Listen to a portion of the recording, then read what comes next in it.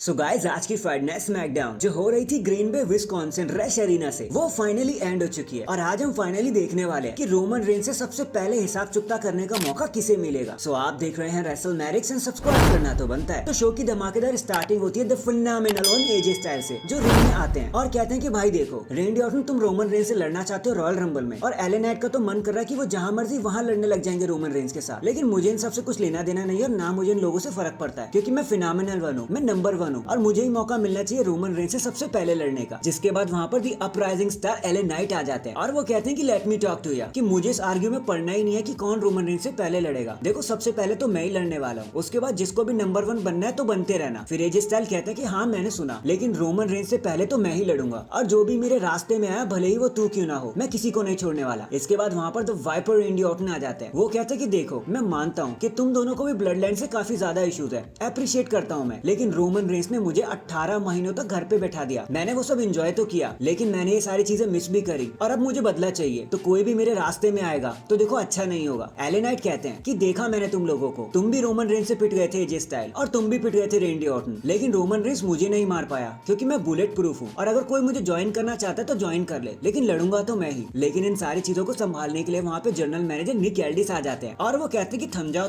तुम सबके सब अपनी जगह पर एकदम सही हो और मुझे लगता है कि इस चीज को सीक्वेंस में लाने का समय हो गया है और सबको मौका मिलने वाला है क्योंकि स्मैकडाउन की न्यू ईयर एडिशन पर तुम तीनों एक ट्रिपल थ्रेट मैच में लड़ने वाले हो, L A Knight versus Randy Orton versus AJ Styles, और जो भी जीतेगा उसे मौका मिलेगा रोमन रेंस से लड़ने का, वो भी रॉयल रंबल में। जिसके बाद एजे स्टाइल कहते हैं कि चलो ठीक है मैं तुम लोगों से न्यू ईयर के दिन मिलूंगा, लेकिन आज मेरा मैच सोलो सिकोवा के साथ है और तुम दोनों वहां पर नजर मत आना। इसके बाद हमें 8 women holiday havoc tag team match देखने को मिलता है। Bianca Belair, Zelina Vega, Michin and Shotzi versus the damage control. यहाँ पर बताने के लिए ज्यादा कुछ हुआ नहीं, एक हॉलीडे स्पेशल को बरकरार रखते हुए मिचिन सैंटन लगा देती है टेबल के ऊपर और पिन करके अपनी टीम को जीत दिला देती है, डैमेज कंट्रोल को साइलेंट कर देती है हमेशा के लिए। इसके बाद हमें एक बैक स्टेज में ब्लड लाइन दिखाई जाती है जहाँ जिमी ऊसो सोलो सिकोवा को समझा रहे होते हैं कि मैं जानता हूँ कि चीजें काफी ज्यादा प्रेशराइज हो गई थी तो चीजों को नॉर्मल ले सकते हो, लेकिन रोमन रेंस उन्हें काटते हुए कहते हैं कि पॉल ये स्मैकडाउन का जनरल मैनेजर कौन है? तो पॉल कहते हैं कि वो निक एल्डिस है। रोमन कहते हैं कि उसे कॉल करो और मेरे पास लेके आओ, हमें बात करनी चाहिए। तो पॉल एमन कहते हैं कि यार 2 मिनट रुक जाओ, आप मुझे मौका दो, मैं कुछ एड्रेस करना चाहता हूँ निक एल्डिस के बारे में। तो रोमन रेंस कहते हैं जो बात होगी सामने होगी, तुम जरा उनको यहाँ बुलाओ। नेक्स्ट हमें ड्रैगन ली अपना नॉर्थ अमेरिकन टाइटल डिफेंड करते हुए नजर आते हैं अगेंस्ट द बुच, जहाँ पर एज एक्सपेक्टेड ज्यादा कुछ यहाँ पे हुआ नहीं और वैसे ही हुआ जैसा आप सोच रहे हो। अपना ऑपरेशन ड्रैगन लगाकर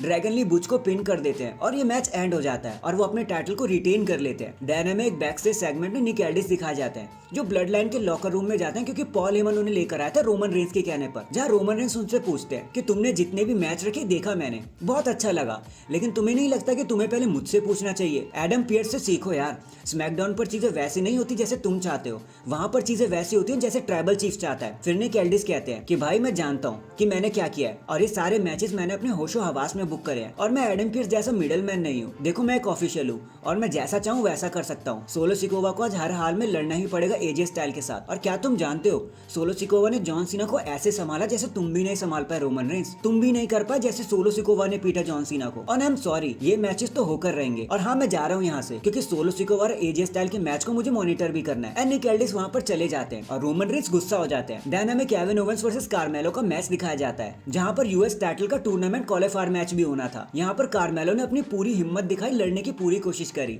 लेकिन वो केविन ओवेंस के स्टैंडर्ड से बच नहीं पाए एंड केविन ओवेंस उन्हें पिन करके 1 इंच और आगे चले जाते हैं यूएस टाइटल जीतने के लिए। देन एक बैकस्टेज मूवमेंट के बाद हमें Bobby Lashley versus Santos Escobar का मैच दिखाया जाता है। ये भी एक यूएस टाइटल क्वालिफायर मैच ही था जहाँ पर 2 अजीब से मास्क मैन आ जाते हैं और स्ट्रीट प्रॉफिट पर अटैक कर देते हैं। ऑब्वियसली ये सैंटोस एस्कोबार की हेल्प के लिए ही आए थे। बॉबी लैशली का पूरा ध्यान डिस्ट्रैक्ट हो जाता है और मैच से हट ही जाता है, जिसका फायदा उठाकर एस्कोबार उन्हें एक रोल ऑन पिनफॉल लगा देते हैं एंड बॉबी लैशली जैसे जायंट को बड़ी इजीली हरा देते हैं और मुझे काफी अजीब सा लगा। एंड देन फाइनली ये सारी चीजें लीड करती है हमें हमारे मेन इवेंट की तरफ जहाँ एजे स्टाइल फेस करने वाले थे दी इन्फोर्सर सोलो सिकोवा को। एंड ये मैच तो पहले भी हो रखा था तो कुछ फ्रेश जैसी फीलिंग तो नहीं आई, बट हाँ एजे स्टाइल की क्लोथिंग को देखकर बहुत मजा आया। लेकिन क्लोजिंग मोमेंट्स में जब एजे स्टाइल फिनोमिनल फोरम लगा के सब कुछ रैप अप करने वाले थे तभी वहाँ पर रोमन रेंस आ जाते हैं जो उन पर अटैक करने लग जाते हैं और रेफरी ये देख लेते हैं डिस्क्वालिफिकेशन की मदद से एजे स्टाइल मैच को जीत भी जाते हैं। और जैसे ही सोलो सिकोवा और अपना नंबर्स गेम चलने लग जाते हैं एजे स्टाइल के ऊपर, रेंडी ऑर्टन एंड एले नाइट भी इस मिक्स में ऐड हो जाते हैं। एक बारी जब लड़ाई करने बैठते हैं ना तो ये रुकते ही नहीं है, ब्लड लाइन को साफ करके और रिंग से खदेड़ कर ही मानते हैं। रेंडी ऑर्टन, एले नाइट और स्टाइल्स